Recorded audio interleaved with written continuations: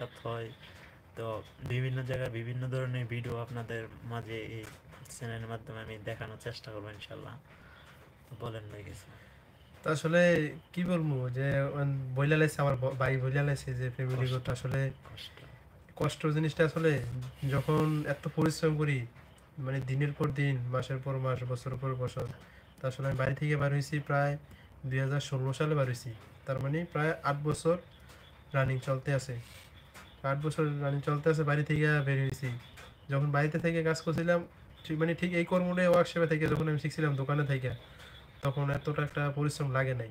যতটুকু লাগুক না কেন, কারণ ওই সময় বাইরে থেকে আইজাই করছি, এত একটা কষ্ট লাগে নাই, খারাপ লাগে নাই। সকালে গেছি, দেখা গেছে 9টার দিকে গেছি, বা কোনোদিন 8:30টার দিকে গেছি, বা কোনোদিন 10টার সময় গেছি, আর রাতের মন গড়া মতো। 7টা বা মন করার মতো করছি। ওইটা সমস্যা ছিল না, ওইটা দোকানের। একটু লেট হলেও হয়তো বলতো যে তা একটু তাড়াতাড়ি এসে যাও, দেরি করো না, এরকম বলতো।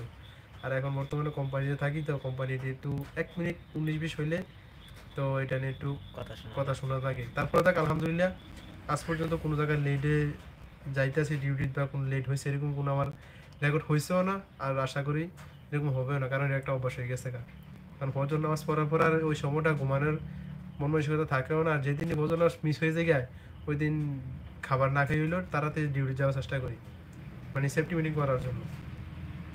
মাঝে মাঝে কারণ মাসের ভিতরে দেখা গেছে 2-1 দিন ফজর নামাজ মিস হয়ে যায়, এরকম হয় স্বাভাবিক। কারণ চেষ্টা করি সবসময় জামাতে নামাজ পড়ার জন্য, কিন্তু পারি না। তারপর ফজর নামাজটা ওয়াক্ত মতে মানে নিজে নিজে এক রাখলে আদায় করি আর কি, এতটুকু আর কি। আর আমাদের যেই ফ্যামিলির কথা বলছে, খুব কষ্ট লাগতেছে না আমার কাছে।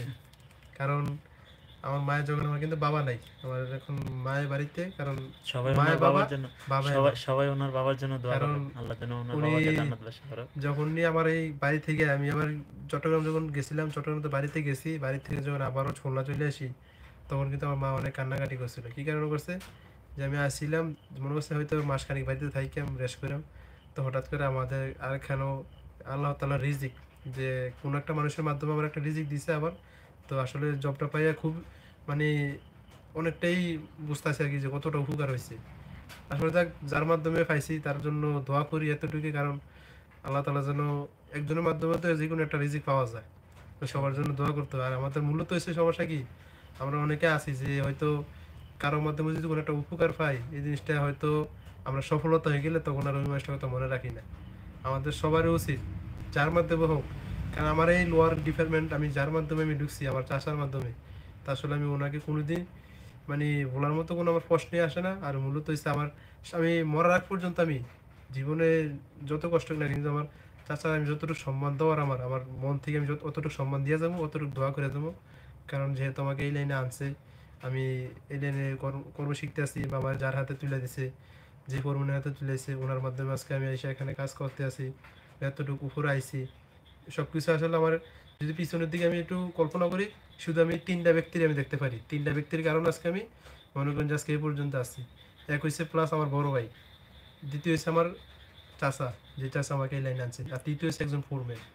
ফোরম্যানের নাম প্রকাশ করবো না। যাই হোক, আমি দোয়া করি মন থেকে ওই লোকটির জন্য, আল্লাহ তাআলা যেন ওই লোকটির উসিলা যেন মানে আমার সবসময় যাতে ভালো কাজ করার জন্য বা ভালো কিছু নিয়ে সামনের দিকে এগোনোর জন্য, আমি সবসময় এই দোয়া করি সবার জন্য। বা আপনারা আমার জন্য দোয়া করবেন। কারণ যেহেতু এই লাইনে আসছি, অবশ্যই এই লাইনে যেহেতু আমরা ইউটিউব, ফেসবুক পেজ, চ্যানেল খুলছি, এগুলা আমরা মানে দেখবেন, ভিডিও পাইবেন, এটা আর কি। তো আমি আর কি বলবো, আপনি আবার কিছু বলেন। আর কি বলবো, আমারও একটা বিদেশি কল এসেছে, প্রবাসী থেকে একটা কল আসছে, কলটা ধরতে হবে। তাহলে ঠিক আছে, আজকে তাহলে এই পর্যন্ত। যদি আপনারা যদি লাইফটা যদি ভালোভাবে পরিপূর্ণভাবে সম্পূর্ণ আমরা সফল হতে পারি, তাহলে আগামীকাল ইনশাআল্লাহ আবার লাইভে আসবো। তাহলে ভালো থাকবেন, সুস্থ থাকবেন, ফি আমানিল্লাহ। সবাই সবার জন্য দোয়া করবেন, আমার জন্য সবাই দোয়া করবেন। ওকে, আসসালামু আলাইকুম। ঠিক আছে, তাহলে আমাদের জন্য সবাই দোয়া করবেন, আমরাও সবার জন্য দোয়া করি। আল্লাহ তাআলা যেন সবাইকে সুস্থ রাখে, এবং আমাদের জন্য দোয়া করবেন, আল্লাহ তাআলা যেন আসসালামু আলাইকুম আমাদেরকে কাকা, কেমন সুস্থ আছেন? রাখে। তো আল্লাহ রাসেলে আবার আগামীকাল আমরা লাইভে আসবো, এই যদি তো আমাদের আলহামদুলিল্লাহ, ভালো আছি, ডিউটি ভালো সকাল আছেন? সকাল শেষ হয়। তো আজকের লাইভটা এই পর্যন্ত শেষ না না, করছি। আমি তো হলো ওই সবাই যে ভালো বইসা থাকবেন, রয়েছি সুস্থ থাকবেন। বাইরে। আল্লাহ হাফেজ।